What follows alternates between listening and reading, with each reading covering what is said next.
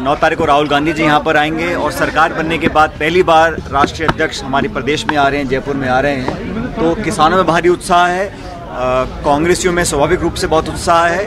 और राहुल गांधी जी के यहाँ आने के बाद जो पॉलिटिकल एक्टिविटी है, लोकसभा चुनाव बहुत दूर नहीं है, उस संदर्भ में भी इस यात्रा को बहुत महत्वपूर्ण हम लोग मान रहे हैं। जो आज पूरे प्रदेश भर में किसानों का जो हाल था, जो निराश हो चुके थे, जो उम्मीद उनकी टूट चुकी थी, आज हमारी सरकार ने जो एक साहसिक कदम उठाया है और हम लोगों ने जो कर्जा माफ़ी की घोषणा करी है, यही सरकार अगर बीजेपी की होती तो नहीं कर पाती।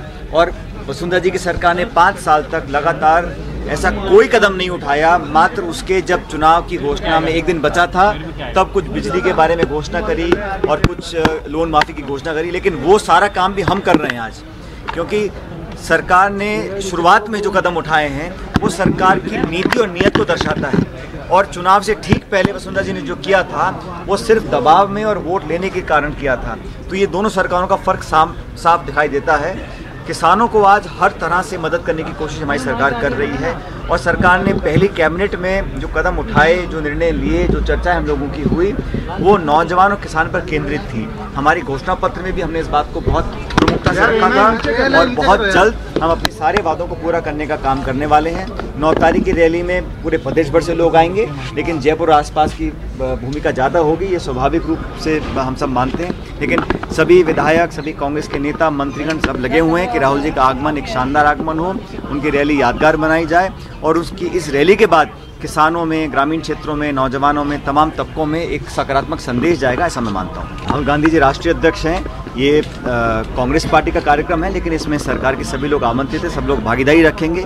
लेकिन पिछली सरकार ने जो सत्ता में रहने के बाद सरकारी धन का दुरुपयोग किया था पॉलिटिकल फ़ायदा उठाने के लिए, वो काम हम नहीं करने वाले हैं, क्योंकि जो गौरव यात्रा थी उस पर भी हाईकोर्ट ने फटकार लगाई, तब जाके सरकार सत्ते में आई है। और लिखित आदेश जारी करते थे कि इतने लोग लाने हैं, इतना खाने पे खर्च करना है, इतना यातायात पे खर्च करना है, तो वो बदनीयत से काम किया गया था। जनता की गाड़ी कमाई को आप इस तरह बर्बाद करें, वो कांग्रेस पार्टी की सरकार कभी नहीं होने देगी।